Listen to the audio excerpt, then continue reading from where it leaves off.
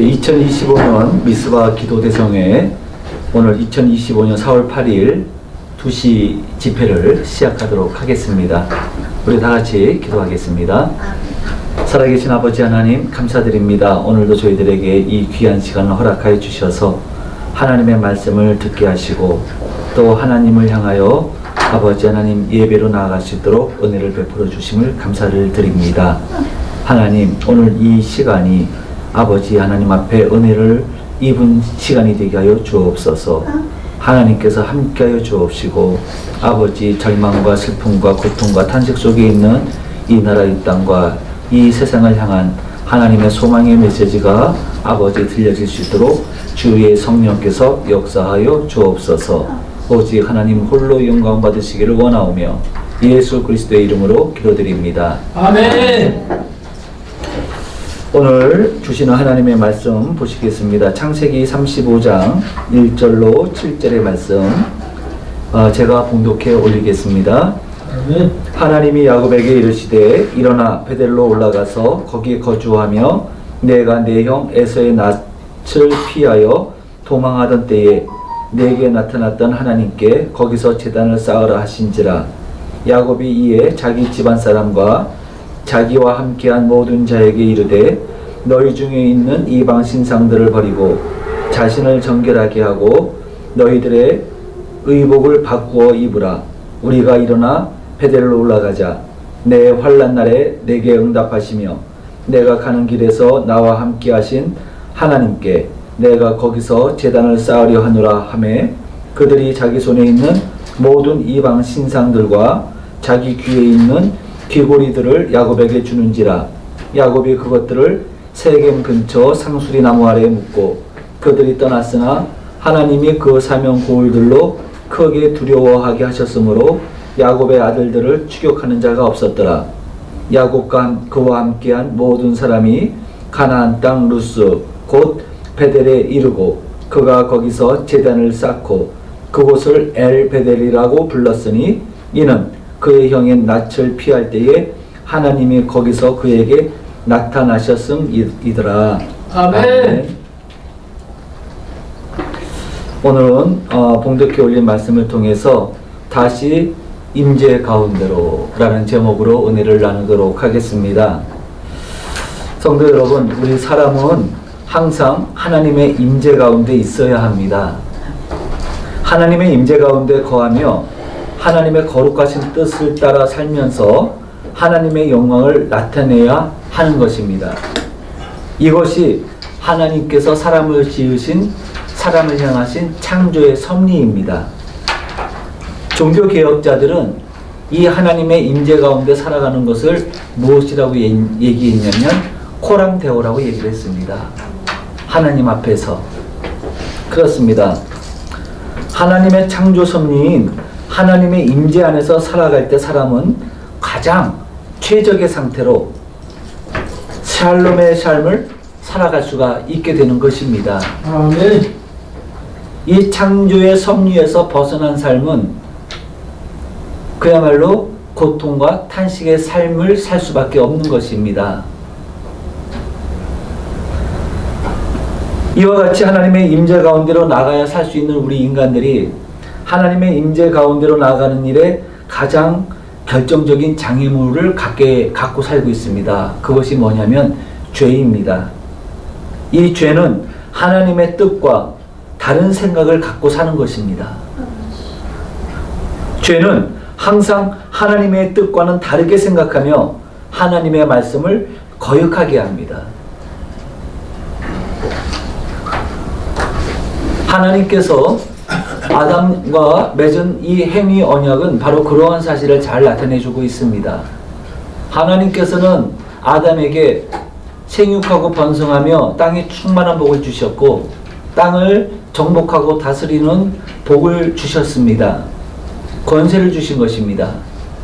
하나님의 임재 가운데서 살 때에는 이 모든 하나님께서 부어주시는 그 모든 권세를 가지고 샬롬의 상태로 살아갈 수가 있게 된 것입니다.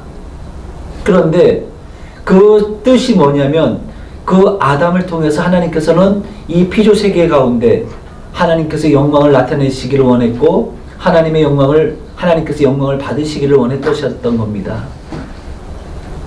그것이 하나님의 창조 목적이었던 겁니다. 그런데 사람이 이 하나님의 뜻, 창조의 섭리와는 다르게 다른 생각을 품게 됩니다. 그것이 뭐냐면 스스로 하나님이 되어서 스스로 세상을 자기의 관점에서 심판하고 판단하고 살아가려고 하는 그러한 생각을 갖게 된 것입니다.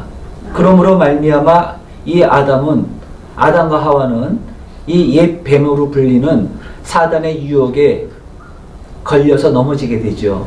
결국은 하나님께서 말씀하셨던 선과 악을 알게 하는 나무의 열매를 먹지 말라. 먹는 날에는 정령코 죽으리라고 말씀하신 그 말씀을 거역하고 사단의 꾀임에 빠져서 그 선과 악을 알게 하는 나무의 열매를 따서 먹게 됩니다.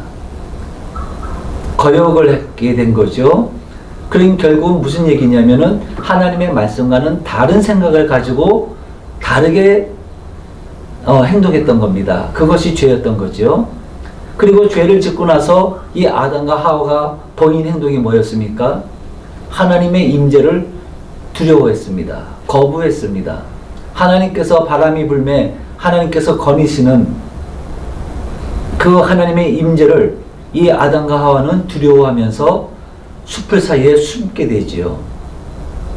이것이 바로 죄였던 것입니다. 바로 이 죄가 결국은 모든 인류의 그 지울 수 없는 이 죄인의 상태로 만들어 버렸던 거죠. 그리고 모든 인간은 죄 중에 잉태돼서 죄 가운데서 태어나서 죄 가운데 살다가 죄 가운데서 멸망할 수밖에 없는 그야말로 심하게 말씀을 드리면 저주받은 인생이 되었던 겁니다. 죄 때문이었습니다. 그리고 이 인간들은 죄 가운데서 산다는 것은 뭐냐면 늘 죄성을 가지고 살아가는 존재가 되었다는 이야기입니다. 그래서 이스라엘 백성들을 하나님께서는 40년 동안 광야에서 훈련시키신 것도 바로 하나님의 뜻을 따라 하나님과 하나가 되게 하시는 것이었던 겁니다. 이 죄성에서 벗어날 수 없는 인간이 이제는 하나님의 은혜로 택함을 받아서 하나님의 백성으로 살아갈 때에는 다시 하나님의 뜻대로 살도록 훈련이 되어져야 됐던 것입니다.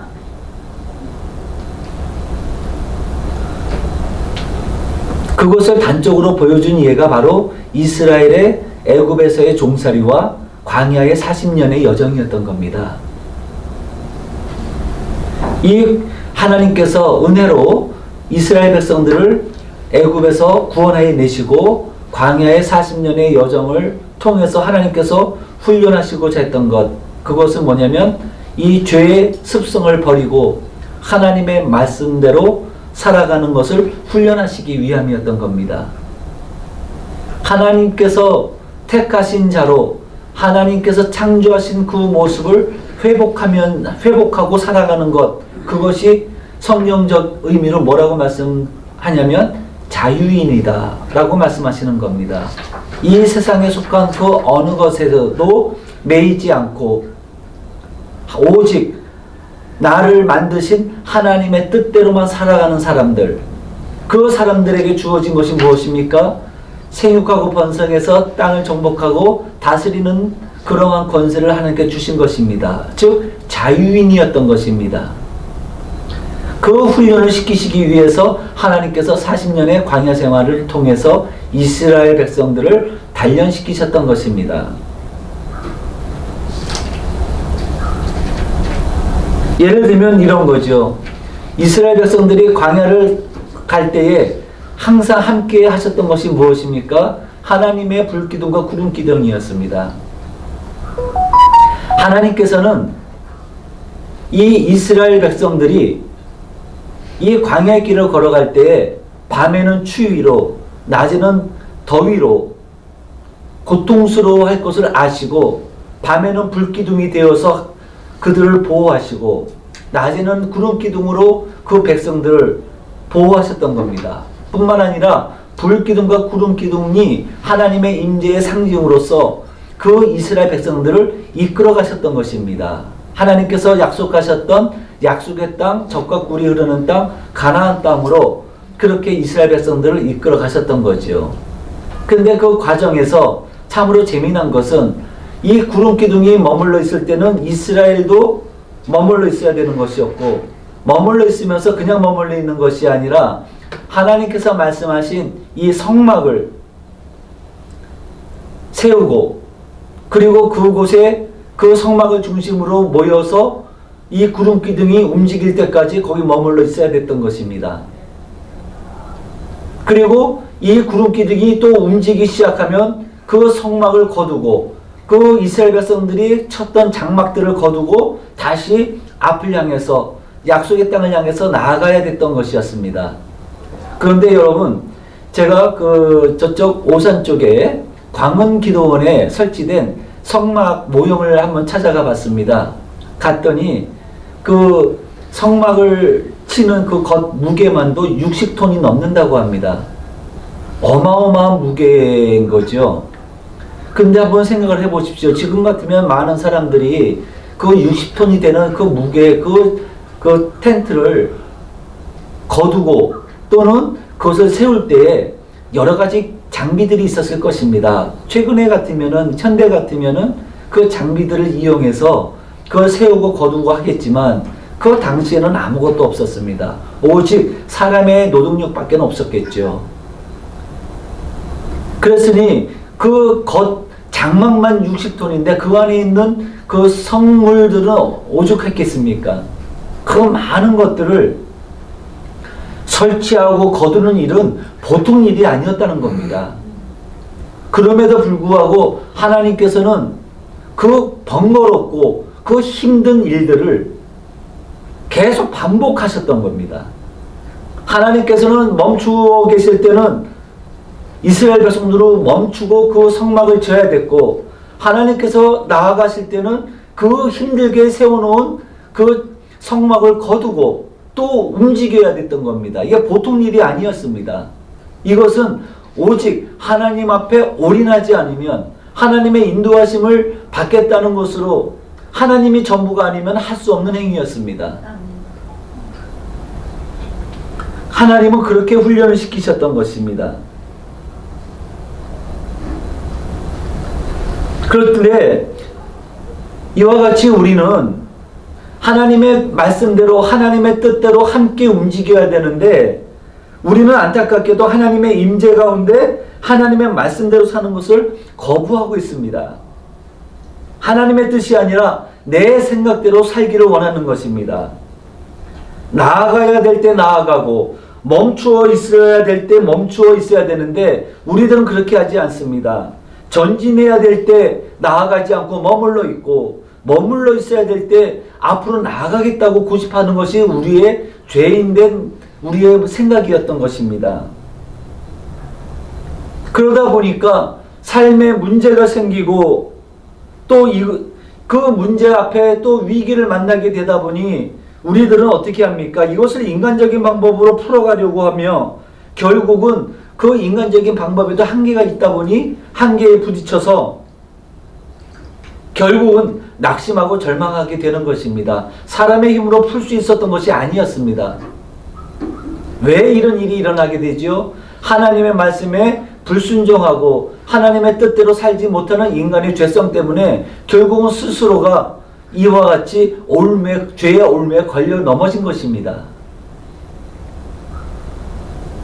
이런 상태가 되다 보니까 우리는 그럴 때일수록 하나님 앞에 나가서 회개하고 참회하고 하나님의 긍휼하심과 하나님의 도우심을 구해야 되는데, 죄는 그렇게 하게 못하게 합니다. 죄를 지은 사람은 하나님을 거부합니다. 하나님을 피해서 숨게 되어져 있어요. 아담과 하와가 그랬던 것처럼. 그렇기 때문에 우리에게 소망이 없다는 겁니다. 우리 스스로는 소망이 없는 인간들입니다.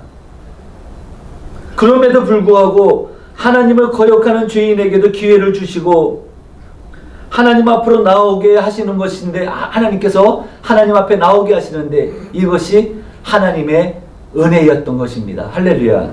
다른 게 아닙니다. 우리는 하나님 앞에 나아가지 못할 때, 하나님 앞에 나아갈 수 있는 용기를 갖지 못할 때, 우리의 모습이 너무나도 비참하고 처참한 모습으로 절망과 좌절과 낭망 속에서 그렇게 쓰러져 넘어져 있을 때 우리의 일을 다시 일으키셔서 하나님 앞으로 나아가게 하시는 것, 그것이야말로 하나님의 은혜가 아닐 수가 없는 것입니다.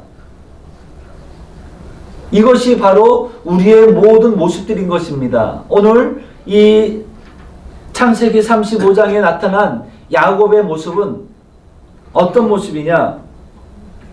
이 야곱은 이제 밧단 아람에서 다시 브엘세베로 돌아오는 길목에서 세겜 땅에 머물면서 그곳에서 만난 엄청난 위기의 상황을 배경으로 삼고 있습니다. 무슨 얘기냐면요, 지금 야곱은 그 형 에서가, 야곱이 형 에서를 속인 일 때문에, 그래서 장자권을 팥죽 한 그릇에 얻고 또 아버지를 또 속여서 장자 에서가 받아야 될 그 축복을 대신 받습니다.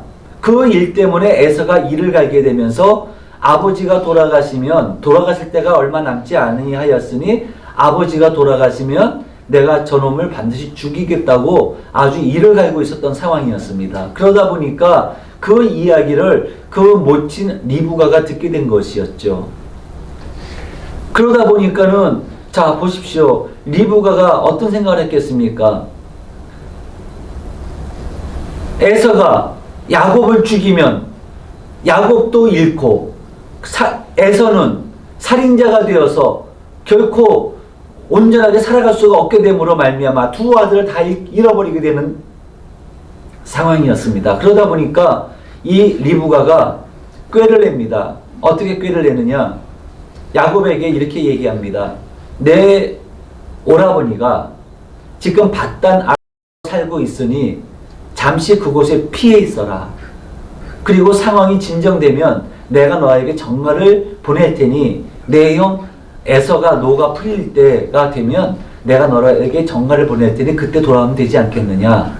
그래서 에서도 살인의 죄를 범하지 않고 야곱도 죽지 않고 두 아들을 다 살릴 수 있다는 생각을 하게 된 것입니다. 그렇게 해서 이 야곱이 아버지의 집에서 처음으로 떠나서 홀로 밧단 아람을 향해서 여행을 가게 되는 거죠. 얼마나 힘들고 어려운 상황이었겠습니까? 우리가 알다시피 야곱은 지극히 연약한 사람입니다. 무능력한 사람이었어요. 그런 야곱이 이 험한 길을 걸어가는 일이 얼마나 두렵고 힘들었겠습니까? 그런데 이 여행길에서 야곱이 한 곳에서 돌을 베개 삼아서 자고 있을 때 그곳에서 하나님을 만납니다. 그곳이 어디였느냐? 베델이었어요. 그 베델에서 야곱은 하나님을 만남으로 말미암아 이렇게 그 하나님으로부터 약속을 받습니다. 내가 너와 함께 하겠다. 그래서 네가 다시 아버지 집으로 돌아올 때까지 내가 너를 떠나지 않고 너를 지켜주겠다. 그리고 내 아버지 또 내 조부 아브라함과 이삭에게 약속했던 그 언약을 너를 통해서 이루겠다. 이 약속을 하신 거예요. 할렐루야죠. 아멘. 이 약속을 받고 보니 이 절대절명의 상황 속에서 이 야곱은 누구 하나 의지할 곳이 없었던 철저히 혼자였던 이 야곱은 하나님을 만남으로 말미암아 다시 살아갈 소망을 갖게 됩니다. 살아야 될 이유를 갖게 됩니다. 그렇게 해서 비로소 야곱은 이 베델에서 하나님을 나의 하나님으로 받아들이게 됩니다. 할렐루야. 그 전에는 아브라함의 하나님, 나의 조부의 하나님, 나의 아버지의 하나님이었지만 이 베델에서 하나님을 만나고 하나님으로부터 약속을 받고 나니까 이 야곱이 그제서야 비로소 나의 하나님이 되셨던 겁니다. 그 약속의 말씀대로 하나님께서는 이제 이 야곱과 함께 하셔서 비록 힘들고 어려운 과정 속에 있었지만 그 세월들을 보냈지만 그 속에서도 하나님께서 함께 하셔서 야곱의 모든 삶을 형통하게 하셨던 거예요. 마치 요셉처럼 요셉이 노예로 팔려가고 누명을 쓰고 감옥에 갇혀 있지만 하나님께서 함께 하심으로 그 상황 속에서도 하나님께서는 요셉을 만들어 가셨고 요셉을 하나님의 사람으로 서기에 부족함이 없는 그러한 사람으로 세우셨던 겁니다. 그렇게 하나님께서는 요셉의 모든 삶을 통해서 함께 하심으로 요셉의 삶이 형통했던 겁니다. 그런 것처럼 야곱도 비록 힘들고 어렵고 외삼촌이 7번이나 그 약속을 번복하면서 야곱의 그 5장 6부를 다 뒤집어 엎어버리잖아요. 그런 억울하고 참으로 말도 안 되는 그러한 상황들을 거치게 하시지만 그 상황 속에서도 하나님께서 함께 하시면서 야곱은 지난날에 그 연약하고 그 사악했던 꽤 많았던 야곱의 모습을 다 하나씩 하나씩 다 버리게 하시고 하나님의 거룩한 사람으로 만들어 가셨던 겁니다. 할렐루야. 그렇게 해서 때가 이름에 하나님께서 야곱을 다시 아버지 집으로 다시 돌아오게 하십니다. 그리고 그 상황 속에서 위기가 있었죠. 외삼촌과 그 아들들이 야곱이 떠났다는 소리를 듣고 3일 길을 쫓아옵니다. 하지만 그 외삼촌과 그 아들들이 야곱을 해코지할까봐 하나님께서는 미리 그 외삼촌의 꿈에 아들들의 꿈에 나타나셔서 절대로 건드리지 말라고 야곱을 보호해 주셨죠. 그렇게 해서 이제 외삼촌이 야곱을 해코지하려고 야곱을 사흘 길을 달려서 야곱을 잡았지만 결국은 하나님께서 중재하심으로 말미암아 야곱을 해코지한 것이 아니라 야곱을 축복하게 하셨어요. 할렐루야. 아멘.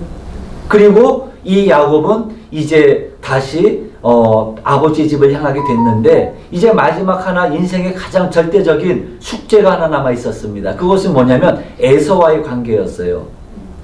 야곱이 이와 같은 이방 나그네의 길을 살아가야 됐던 것도 에서 때문이었던 거죠. 결론적으로는 에서 때문이었습니다. 에서가 자기를 죽이려고 했기 때문에 이 여행을 떠나갈 수밖에 없었던 것이었죠. 그런데 지금 에서를 만나야 되는데 이제 그것이 가장 큰 숙제였고 기도의 제목이었습니다.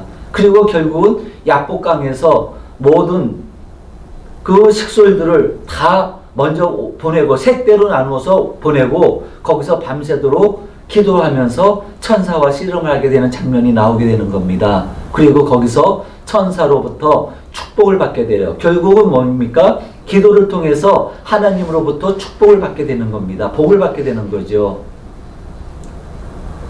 그리고 나서 하나님의 은혜 가운데서 이제 역시 에서도 마찬가지요. 자기 부하들 300명을 거느리고 야곱을 죽이려고 쫓아오는데 그 사이에 기도를 통해서 이 에서의 마음이 변화됩니다. 마치 외삼촌의 마음을 변화시키셨던 것처럼 에서의 마음도 변화시켜 주셨어요. 그래서 결국 야곱은 인생의 절체절명의 두 가지의 그 아픈 가시들을 다 뽑아내는 그러한 은혜를 입게 되는 거죠. 그래서 에서와 화해를 하게 되고 그리고 이제는 인생에서 더 이상 문제될 게 없었어요. 그죠?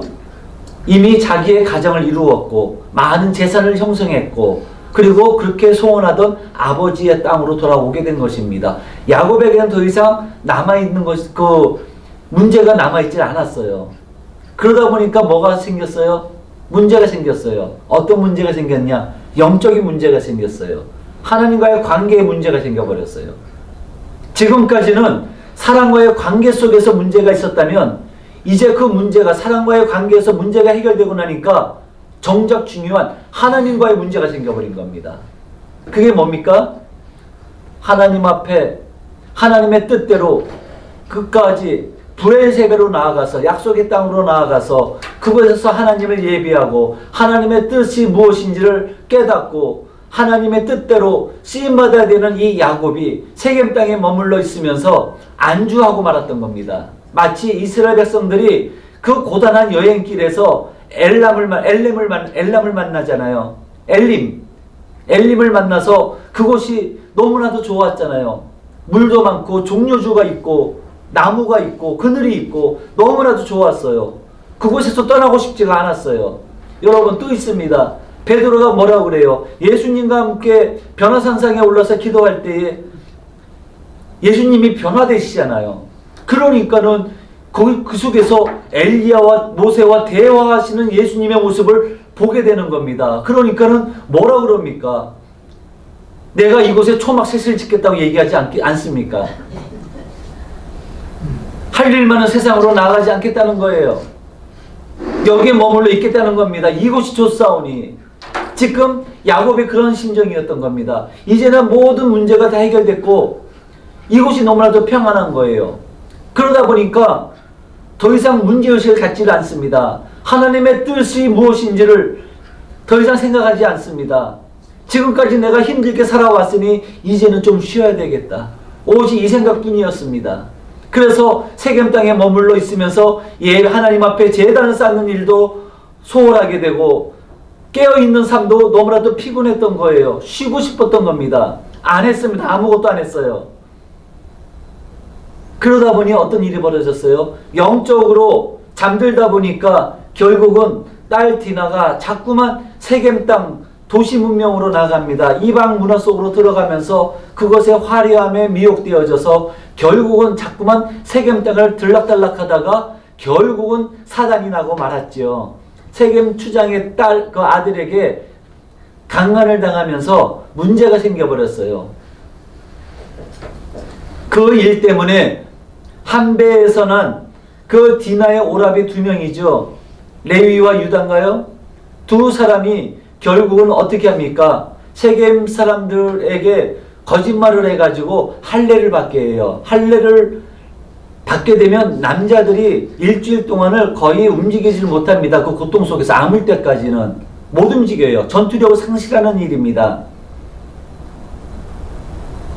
거짓말을 시켜놓고 그 땅 사람들이 할례를 행하고 움직이지 못할 때에 이 두 오빠가 가서 그 세겜성을 완전히 초토화시켜버리는 거죠.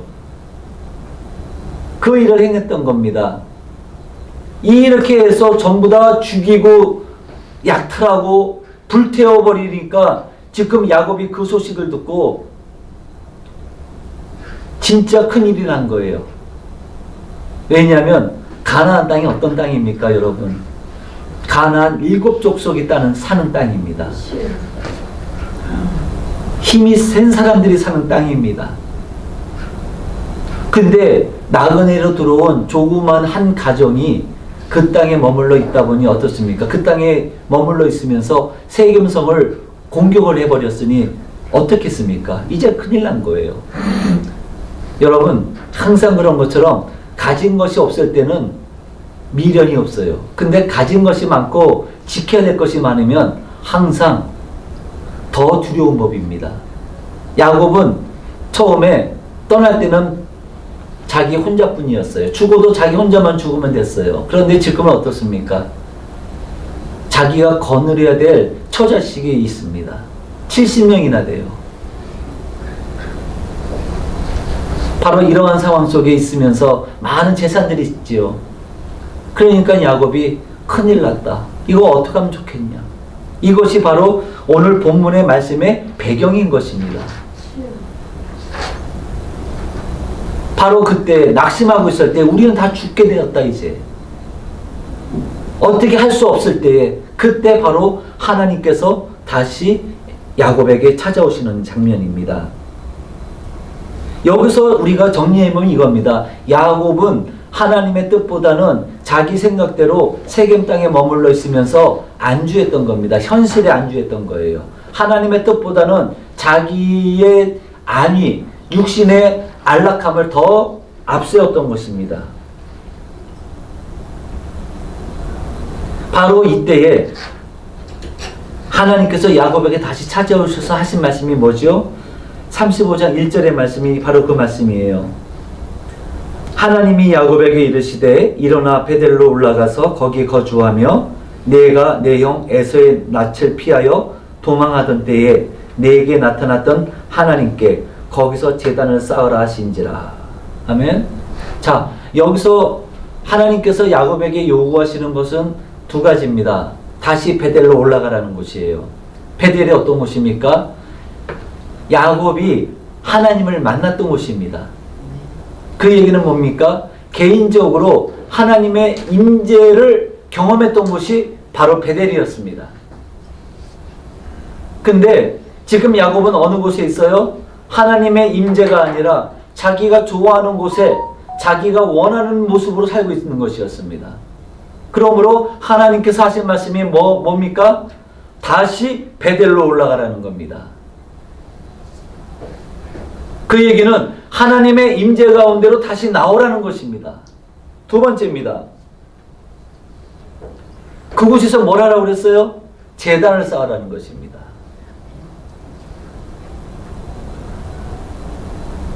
이것이 바로 오늘 하나님께서 야곱에게, 위기를 만난 야곱에게 하시는 말씀이에요. 어찌 보면 야곱에게 있어서는 이러한 위기가, 삶의 위기가 하나님의 은혜였던 겁니다. 이것을 우리가 잘 기억해야 됩니다. 위기가 위기로 끝난 것이 아니라 위기가 하나님의 은혜로 바뀌어진 것입니다. 그래서 이제 이 야곱이 생각해 보니까 하나님을 잊고 있었던 거예요. 그래서 하나님의 음성을 듣고 모든 자녀들을 다 모아서 이렇게 이야기합니다. 너희 중에 있는 이방 신상들을 버리고 자신을 정결하게 하고 너희들의 의복을 바꾸어 입으라. 우리가 일어나 베델로 올라가자. 내 환난 날에 내게 응답하시며 내가 가는 길에서 나와 함께 하신 하나님께 내가 거기서 제단을 쌓으려 하노라. 이렇게 이야기를 합니다. 여러분, 바로 이것입니다. 오늘 본문의 말씀을 보시면 그렇게 해서 지금 이제 야곱은 다시 모든 식솔들, 자녀들과 식솔들을 데리고 어디를 향해 나갑니까? 베델로 향해 나아가게 됩니다. 말씀을 정리하면 이겁니다. 이 말씀을 통해서 우리가 깨달을 게 있습니다. 첫 번째입니다. 우리는 다시 하나님의 임재 가운데로 나아가야 된다는 사실입니다. 우리가 이해하기 쉽게 다시 코람되어지어 하나님 앞에 나아가야 되는 것입니다. 두 번째입니다. 이 말씀을 통해서 깨닫게 되는 것, 거룩하지 않은 것은 버려야 됩니다.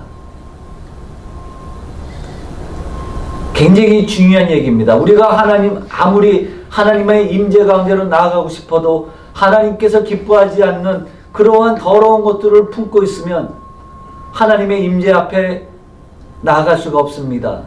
하나님의 임재를 경험할 수가 없습니다. 더러운 것들을 버려야 됩니다. 하나님께서 가증하게 여기시는 것들을 버려야 됩니다. 회개입니다. 돌이켜야 되는 것입니다.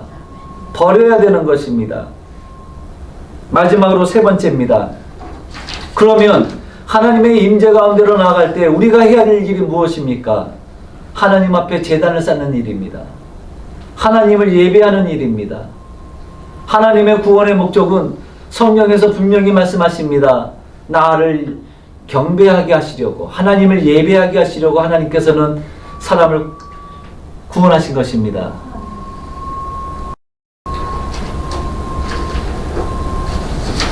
바로 이와 같이 하나님 앞에 나아가서 거룩한 모습으로 모든 이방 신상들을 버리고 우리 자신을 정결하게 하고 더러워진 옷을 바꾸어 입고 우리가 하나님 앞에 나아가서 몸과 마음과 정성을 다하여 하나님을 예배할 때에 바로 이 예배가 바로 노아의 예배가 노아의 제사가 될 줄로 믿습니다. 아멘. 그 제단이 노아의 제단이 될 줄로 믿습니다. 그렇다면 이러한 예배를 통해서 회복되어질 하나님의 그 은혜가 무엇인가? 바로 9절과 12절에 이렇게 말씀하십니다. 하나님이 그에게 이르시되 내 이름이 야곱이지만은 내 이름을 다시는 야곱이라 부르지 않겠고 이스라엘이 내 이름이 되리라 하시고 그가 그의 이름을 이스라엘이라 부르시고 정체성을 새롭게 하시는 겁니다. 하나님이 그에게 이르시되 나는 전능한 하나님이라 생육하며 번성하라. 한 백성과 백성들의 총회가 내게서 나오고 왕들이 내 허리에서 나오리라. 내가 아브람과 이삭에게 준 땅을 내게 주고 내가 내 후손에게도 그 땅을 주리라 하시고. 할렐루야. 여러분 여기서 무엇을 볼 수 있습니까? 여기서 바로 하나님의 나라가 야곱을 통해서 이루시겠다고 하는 것을 하나님의 강력한 의지를 보게 됩니다. 하나님을 예배하는 자에게, 하나님 앞에 나아가는 자에게, 하나님의 임재 안에서 살고자 하는 자에게 그들을 통해서 하나님께서 이루시고자 하는 것이 무엇입니까? 하나님의 나라입니다. 아멘. 마치겠습니다. 여러분, 우리에게 주어진 상황을 상황 논리로만 바라보시면 안 됩니다. 우리에게 주어진 모든 상황은 하나님의 눈으로 다시 바라볼 필요가 있습니다. 왜 이런 일이 일어났는지, 우리에게 요구하시는 하나님의 뜻이 무엇인지를 우리는 다시 깨달아야 될 줄로 믿습니다. 아멘. 상황을 보고 상황 논리로 모든 상황 사건들을 해석하면 우리는 절망할 수밖에 없습니다. 거기서는 구원의 길이 없습니다. 하지만 하나님의 관점으로 하나님의 뜻을 따라서 우리의 모든 상황들을 바라볼 때 거기에 우리가 살 길이 있습니다. 여러분. 아멘. 성도 여러분, 그렇습니다. 우리가 살 길은 다시 하나님께로 돌아가는 길입니다. 하나님의 임재 가운데로 다시 들어가는 길입니다. 그리고 하나님의 뜻에 순종하는 길입니다. 그래야만이 우리가 살 수가 있습니다.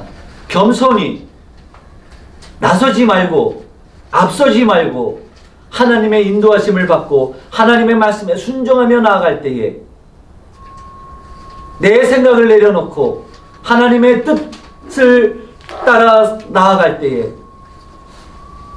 그때 우리는 다시 우리 가운데 새살이 돋게 될 줄로 믿습니다. 아멘. 우리 모두가 다시 그 가운데서 소망을 갖기를 원합니다. 아멘. 기도하겠습니다. 살아계신 아버지 하나님, 오늘 주신 말씀을 통해서 다시 한번 저희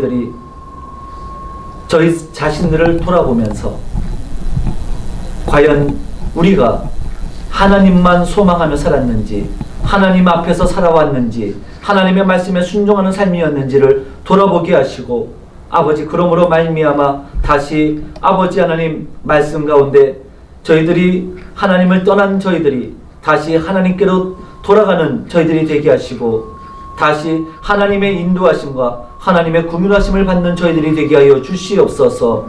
그리함으로 말미암아 저희들이 다시 소망을 가지고 다시 일어날 수 있도록 은혜를 베풀어 주옵소서. 예수님의 이름으로 기도합나이다. 아멘. 아멘.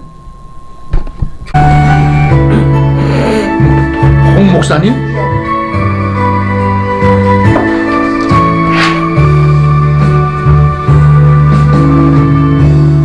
하늘의 문을 여소서 이곳을 주목하소서 주를 향한 노래가 꺼지지 않으니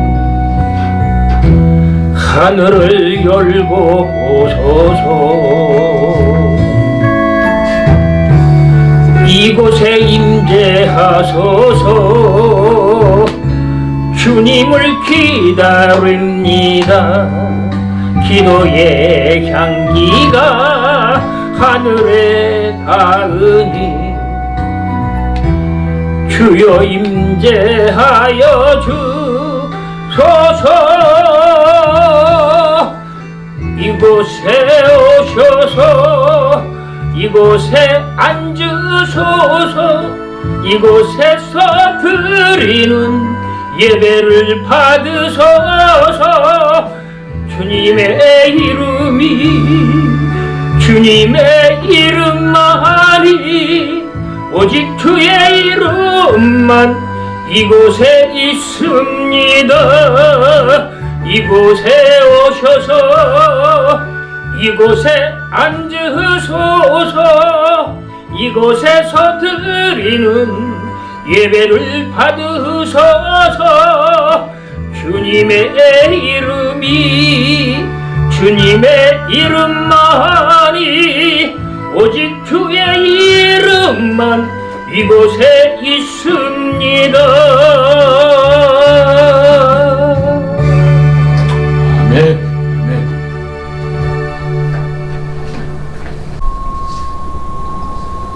지금은 우리를 아직 우리가 죄인 되었을 때에 자기 몸을 버리사 우리를 구원하신 예수 그리스도의 크신 은혜와 하나님 아버지의 사랑과 이 험한 세상 속에서 믿음을 잃어버리지 않고 길을 잃어버리지 않고 끝까지 생명의 길로 나아갈 수 있도록 우리를 인도하시고 도우시고 하나님의 말씀을 깨닫게 하시는 성령 하나님의 내주교통 역사하심이 하나님을 경외하며 하나님을 예배하기를 원하는 모든 주의 백성들 위에 그리고 이 나라와 이 민족 위에 세계 기독교 교육 방송 위에 지금으로부터 영원토록 함께 하실지어다. 아멘.